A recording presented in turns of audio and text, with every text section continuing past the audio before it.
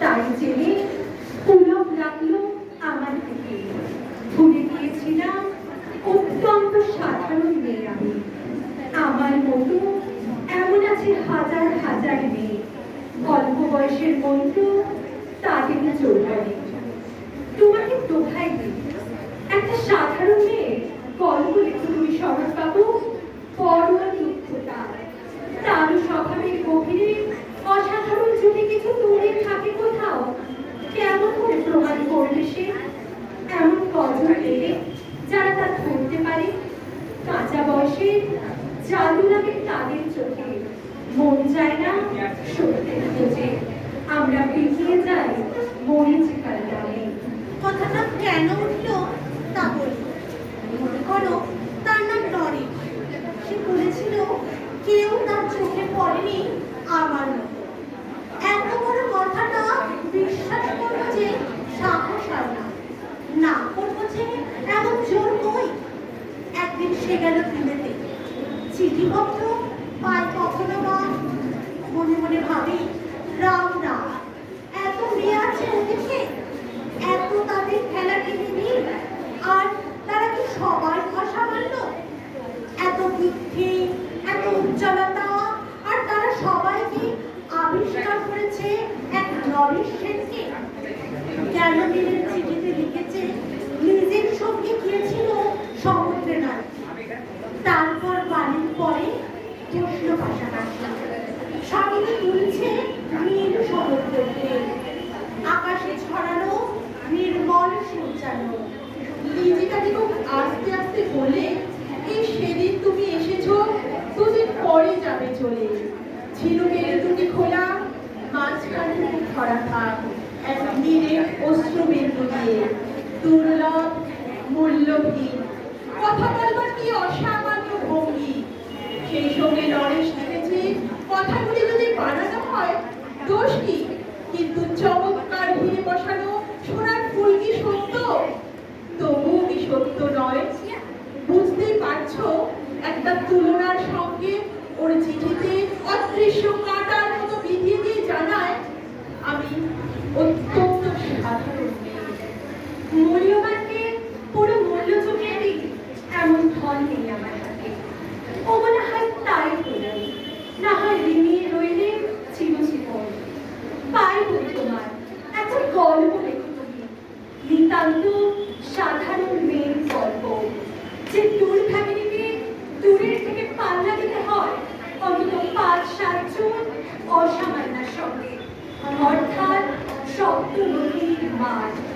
বুঝে নিয়েছি আমার কপাল পড়েছে, হার হয়েছে আমার। কিন্তু তুমি যার কথা লিখবে তাকে চিনিয়ে দিও আমার হয়ে। পড়তে পড়তে বুক যেন উঠে ফুলে ফুলচন্দ্রের মতো তোমার পরদিন ওঠে। তাকে নাম দিও মালতী, ওই নামটা আমার। ধরা পড়বার ভয় নেই। এমন অনেক মালতী আছে বাংলাদেশে, তারা সবাই সমান নয়।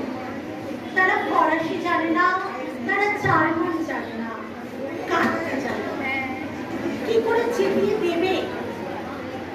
উঠলো তোমার মুখ, তোমার লেখনী মহিষ।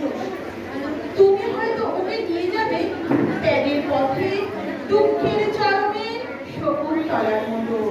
দয়া করো আমাকে, নেমে এসো আমার সমতলে।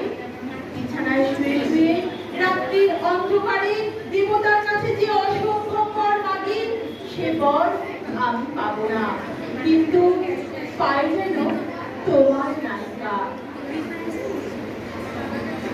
রাখো না কেন নরেশকে ৭ বছর লন্ডনে?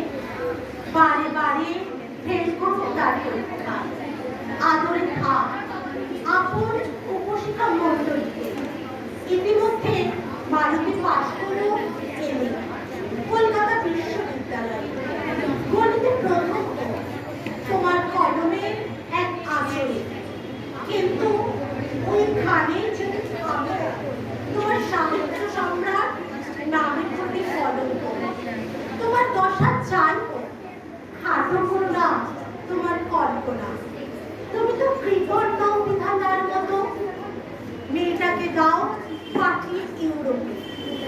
যেখানে যারা জ্ঞানী, যারা বিদ্বান, যারা বীর, যারা কবি, যারা শিল্পী, যারা রাজা দল বেঁধে আসো চারদিকে জ্যোতির্বিদদের মতো আবিষ্কার করবো কি, শুধু বিদুষী বলে নয়, নারী বলে।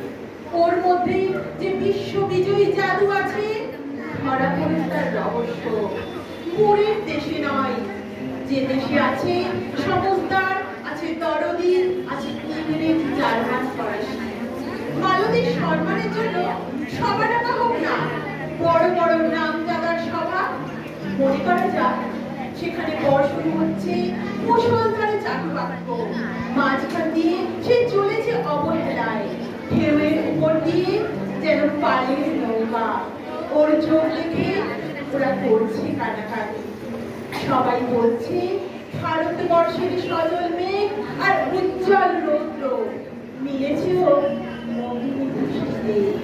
আর নরেশ এসে তারা এক করে, আর তার সেই অসামান্য মেয়ের দল।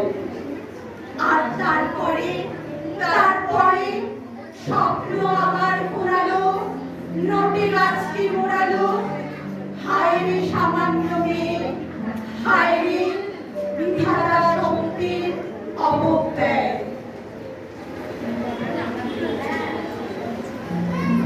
রবিবার হয়েছে, আমি তোমাদের সেই সাধারণ মেয়ে। তুমি যে আমায় নিয়ে অনেক লিখেছ, সাধারণ মেয়েদের